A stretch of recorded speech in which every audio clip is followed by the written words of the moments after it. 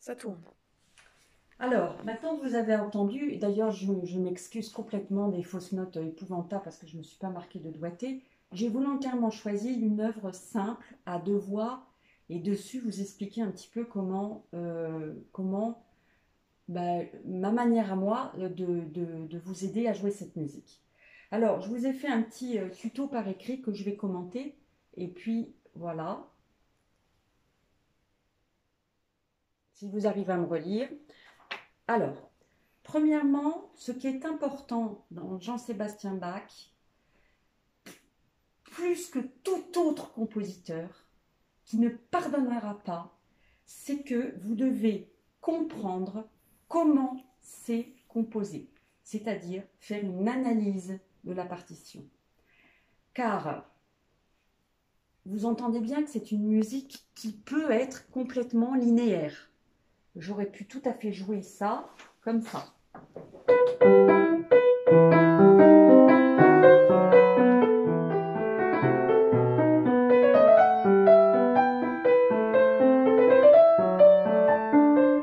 Etc.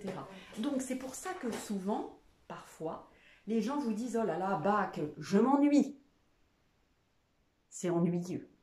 Ça ne devrait même pas exister. Moi, personnellement, c'est celui que je préfère jouer parce que dans un cadre très restreint, il m'offre toute la liberté d'interprète que je suis. Alors, ça passe donc par une compréhension de comment il a écrit sa pièce. D'accord ? Pas de chichi chez Bach. C'est le génie à l'état brut. C'est la raison pour laquelle, de Beethoven à Mozart en passant par Debussy, ils disent tous, quelle que soit leur religion et l'époque, que c'est leur père à tous. Alors, il faut d'abord vous noter toutes les tonalités, ainsi que toutes les cadences. Vous en avez entendu certaines. Et les tonalités, bien sûr, à chaque fois que j'ai changé de couleur, ça va aller avec. Donc, vous devez vous faire un chemin harmonique et je dirais même mieux, moi, mon prof, il m'obligeait carrément à marquer sur une feuille blanche le parcours harmonique pour voir quelles étaient les tonalités qui revenaient le plus, combien de temps, etc., etc., les modulations, les emprunts quand c'est seulement sur un temps, etc., etc. Bon.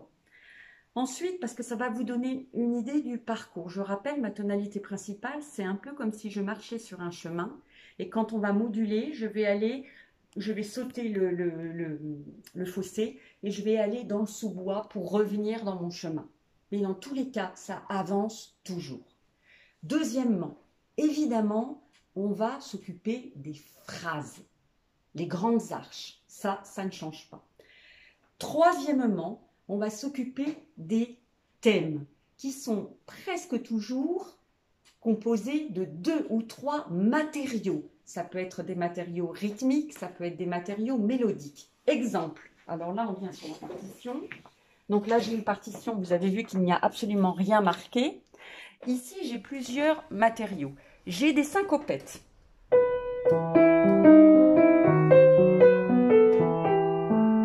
Et j'ai des croches de double, ce rythme-là. Et celui-là. Là, on a déjà un matériau rythmique composé de 3 éléments. Des syncopettes, ceci.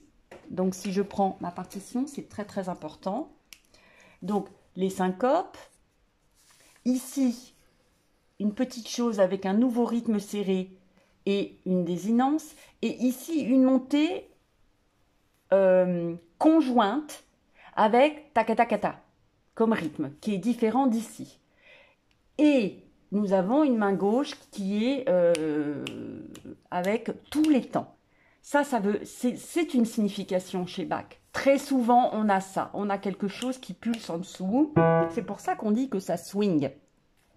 C'est votre colonne vertébrale. D'accord ? Donc, vous devez comprendre, donc là, di-da, di-da, do-di-da, do-da. Et ici, nous avons un nouvel élément avec les croches pointées doubles inversées. Ta, do-di-da, do-da, di-dé, do-di-da, do-da, di-dé. Ça, là, qui est nouveau. Ça, on le retrouve ici. Et ça, on le retrouve ici. Donc, tout est dit je dirais que jusqu'à la première grande cadence,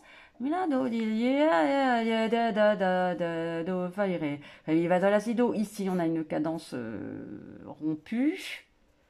Non, pas du tout, pas du tout, pas du tout. On a une cadence évitée. Et ici, on a un parcours. Ici, ma première arche, elle fait ça. Et ce n'est que on voit bien que Bach, ici, tout de suite, il va introduire ce nouvel élément rythmique dans la deuxième phrase. Ça veut dire qu'il va nous tenir en haleine. Il va rajouter quelque chose à sa construction. D'accord? Donc, il faut absolument, et de ça, tabadabada, il va transformer en autre élément. Là, mon arche, elle va jusque là. Fa, mi, ré. Ici, exactement. Et là, nous avons une autre arche qui va jusque là. Donc, 1, 2, 3 phrases. Et j'ai joué et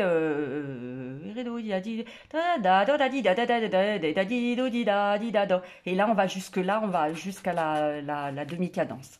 Donc en fait, quand on regarde, on a toujours chez Bach le macro et le micro. C'est-à-dire le macro, ça va être vos tonalités qu'il faut noter, vos cadences, parfaites, imparfaites, rompues, très rares, demi et un spécialiste de la cadence rompue.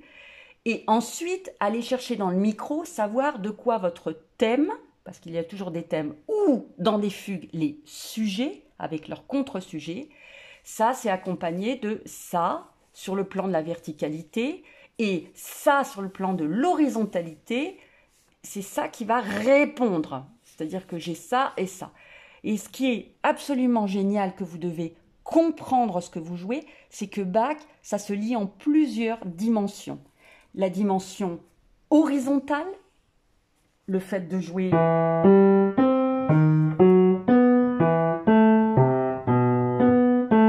qui va être aussi tenu par le tempo complètement constant, et ça,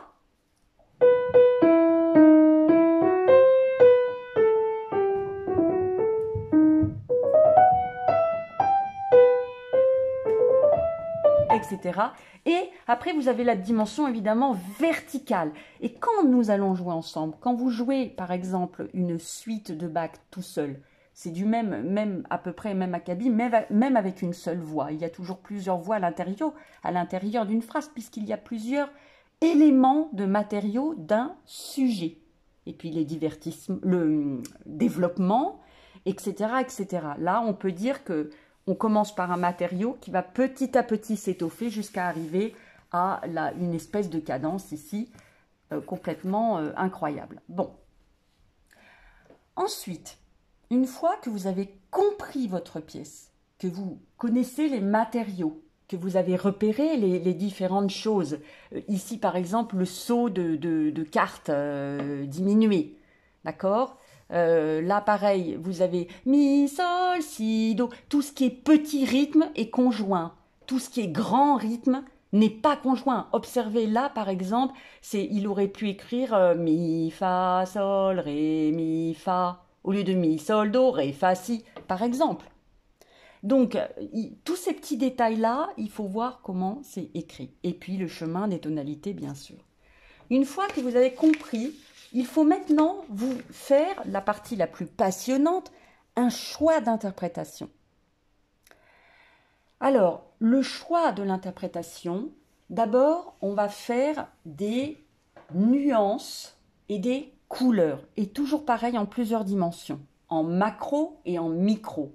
Macro, c'est quand, par exemple, j'ai fait ici une marche harmonique. C'est-à-dire que je ne m'occupe pas du matériau, je veux que mon architecture, au lieu de construire mon mur, ma porte qui va s'enserrer dans un mur, je vais monter mon mur. Et il n'y a pas de fenêtre, il n'y a pas de ventrail, il n'y a pas de détail, il n'y a pas de moulure, il n'y a pas de plainte. Je vais juste monter un mur. Donc ici, par exemple, je vais partir de là et je vais faire...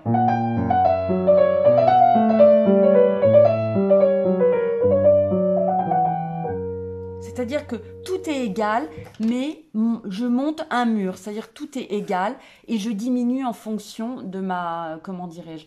Je pourrais faire ça aussi là.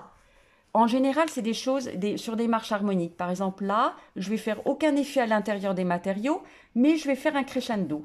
Ici, je prends...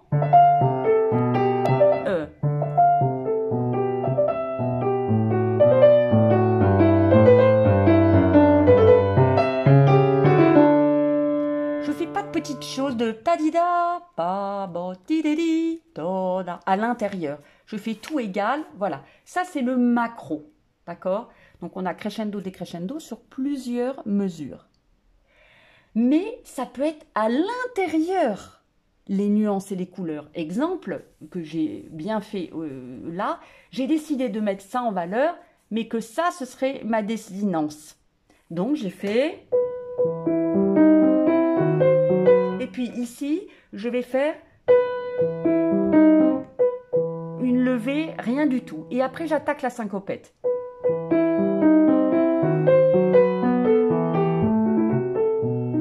Je décide que ça, c'est une désinence. Et je suis à nouveau dans le creux de la vague. Et là, je vais alléger ça systématiquement et je vais aller vers l'appoggiature. Si, do, si, la. Donc, ça donne.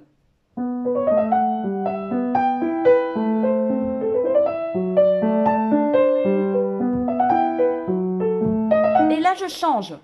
Je peux changer. Je peux dire, ben, le petit motif, là, puisqu'il est plus court, c'est lui que je vais mettre en valeur. Et ça, je vais le mettre moins. Ça va donner...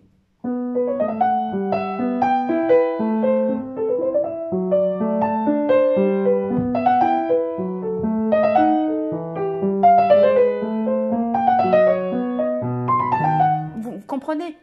Donc ça, c'est du micro, c'est-à-dire on va jouer avec les matériaux, un peu comme Monsieur Ping et Madame Pong, ou antécédent et conséquent, ou les oppositions des matériaux dans un même thème au milieu. Par exemple ici, j'ai voulu faire la, si, do, ré la première fois. Donc j'ai fait...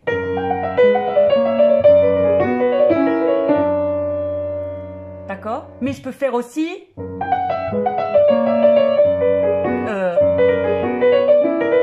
beaucoup plus difficile, mais possible en travaillant.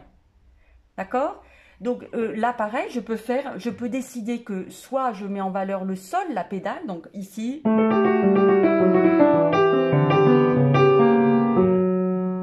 Ou bien l'inverse, plus classique.